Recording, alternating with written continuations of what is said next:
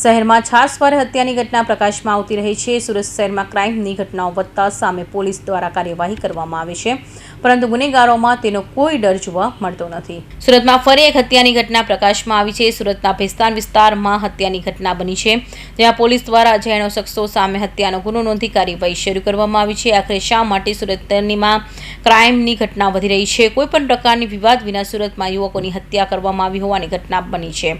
આખરે પોલીસે 30 વર્ષીય યુવક સલમાન રુસ્તમ સૈયદનો હત્યાનો ભેદ ઉકેલી કાઢ્યો છે।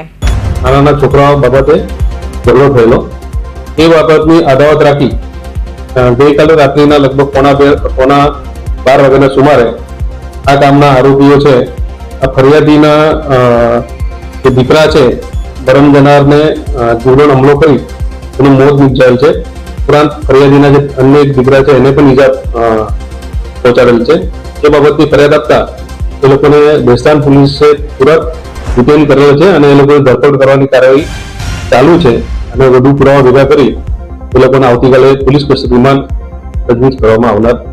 સુરતના ભેસ્તાન વિસ્તારમાં આવેલા ગોલ્ડન આવાસ પાસે 31 વર્ષીય યુવકની ઘાતકી હત્યા કરી દેવામાં આવી છે। રાતે 30 વર્ષીય યુવક સલમાન રુસ્તમ સૈયદની કોઈ અજાણ્યા શખ્સો સાથે બોલાચાલી થયા બાદ મામલો હત્યા સુધી પહોંચી જાય છે। અજાણ્યા યુવકોએ ઘાતક હથિયારો વડે હુમલો કર્યો, તેને કારણે સલમાન રુસ્તમ સૈયદને ગંભીર ઇજાઓ પહોંચી હતી। કૌશિક પટેલનો report, Hind TV news, Surat.